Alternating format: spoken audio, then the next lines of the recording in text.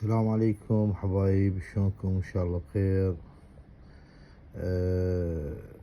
طبعا اسف على انقطاع وياكم، لان يعني قلت لكم اكو شويه مشاغل، وان شاء الله ما اقطع وياكم. انا دائما يعني بين فتره وفتره انزل لكم فد فيديو، كل ما اكو شي جديد انزل لكم اياه، وان شاء الله خير. حبايبي ما اطول لكم السالفه، اليوم فيديو مختلف شويه، جايب لكم هاي الحلوة الغدارة. طبعا هي اكو ناس يسموها بورسعيد، هي هاي بالاصل مو مصرية. طبعا عتادها 9 ملم، هذا الشاجور مالها.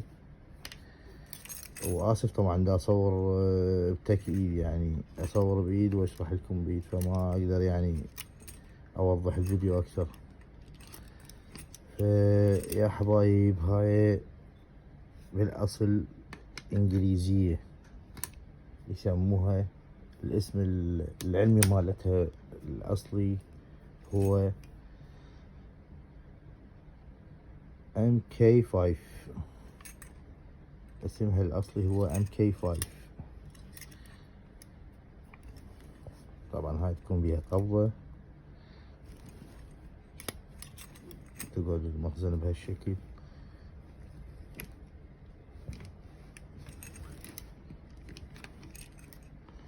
عتادها 9 ملم.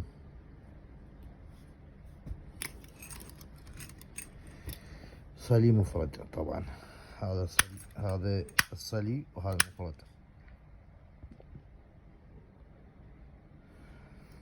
هذا بيها امان ايضا، امانها هذا تسحب الاقسام منه، هذا الامان من تدوسه بعد ما يسحب اقسام.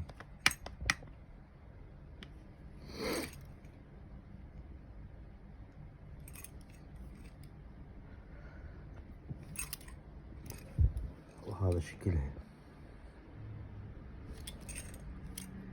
قديمة كلش طبعا. هاي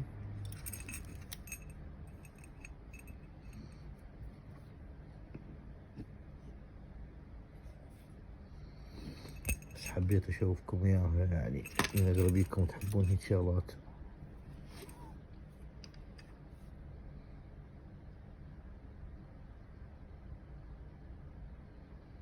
هذا شكلها. طبعا هاي اكو بيها، يجي بيها 3 نوعيات. اكو بيها نوعية اللي يصيحوا مارك 1، يجي هذا اطول، سبطانة اطول تكون، وما يجي بيها هاي السدادة زين. والمارك 2 ايضا يجي سبطانة قصيرة، بس هم ما يجي بيها من هذا. واكو بيها الستارلينج الانجليزي اللي تجي شكلها غير مختلف عن هاي، تجي كلها ما طالع بيها سبطانة، يعني كلها تجي قطعة واحدة زين. وهاي الاحدث من ذني كلهن، يسموها MK5 او مارك 5. هاي الاحدث نزلت، هي اللي اخر وحدة اصدار، اخر اصدار لهم هي هاي. طبعا هذه شكلها. طبعا هي يصير بيها اخمص خشب، شايلين الاخمص مالتها، يعني من خذتها هيك يجي بيها بعد اخمص خشب يصير. هذا شكلها، قبضتها خشب تصير هذا الشكل، وحلوة يعني، ورخيصة مو غالية يعني يطلع سعرها تقريبا 200 دولار هيك، 150 دولار او الى 200 دولار زين. طبعا هي ما مرغوبة، لانه عتادها 9، ويمكن يعني اذا تخليها على الصلي ضغطة واحدة تخلص المخزن، الا اذا على المفرد زين.